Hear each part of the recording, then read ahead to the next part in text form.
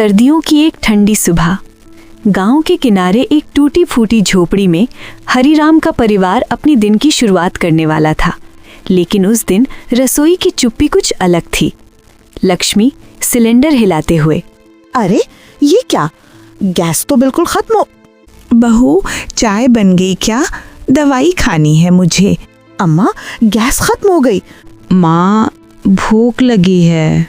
आज स्कूल में टेस्ट है, बिना खाए कैसे जाऊं? क्या?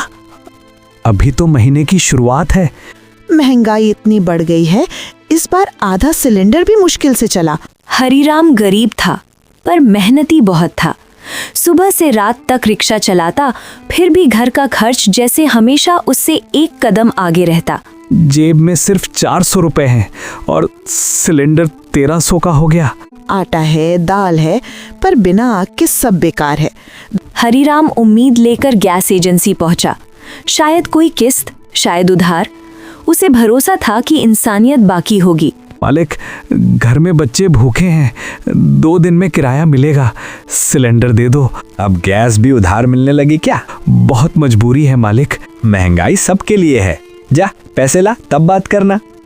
भीड़ के सामने हुई बेइज्जती ने हरिराम का सिर झुका दिया, लेकिन आंखों में गुस्सा भी भर दिया। लाई बाबा, आज भी भूखे सोना पड़ेगा? नहीं नहीं बिटिया, तेरे बाबा कुछ करेंगे।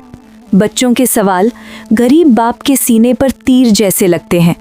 लक्ष्मी ने पुराना चूल्हा निकाला। उसे लगा शायद आज धुएं से ही सही चूल्हा जल जाए। लाई पूजा, बाहर से सूखी लकड़ी ला बेटी। माँ, ठंड बहुत है। भूख ठंड से बड़ी है। लकड़ी गीली थी। चूल्हा धधका, फिर पूरे घर में धुआं भर गया। माँ, सांस नहीं आ रही। अरे बहू, बंद कर दे। हे भगवान, उसी रात जब सब भूखे पेट लेटे थे, झोपड़ी के बाहर किसी के कदमों की आहट आई। हे भगवान, कौन है इतनी रात में? रुको, मैं देखता हूँ। हरिराम ने दरवाजा खोला, लेकिन बाहर कोई नहीं था।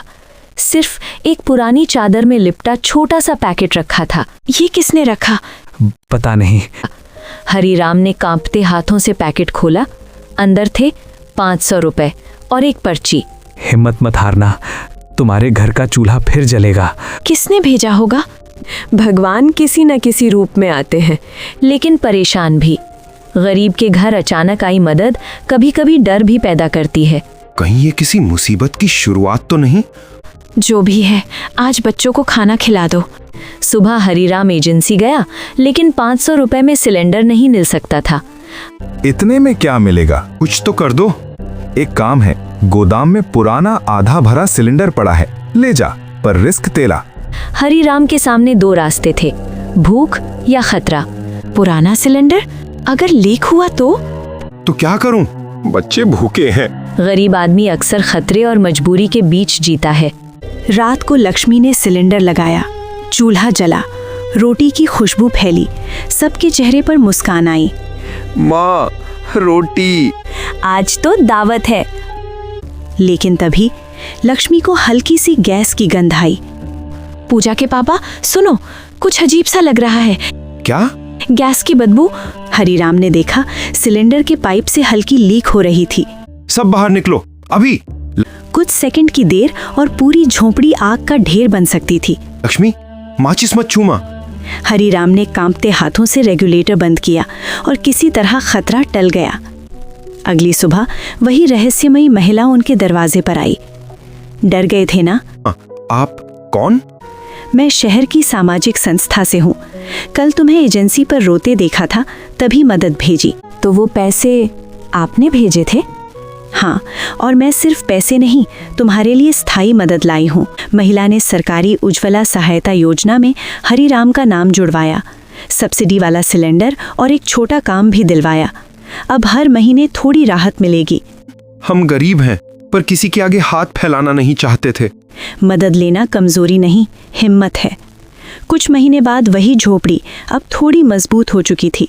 रसोई में फिर धुआं नहीं, रोटी की खुशबू थी। माँ, बाबा, अब गैस खत्म हो जाए तो?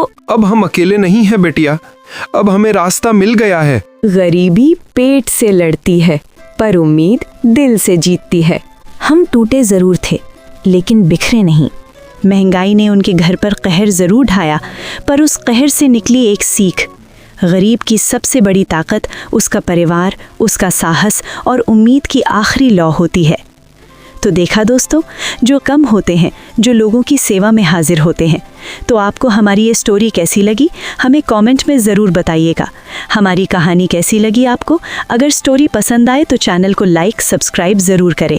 फिर मिलेंगे ऐसी ही एक नई कहानी के साथ में। तब तक देखते रहिए Pooja unlimited story. Thank you for watching.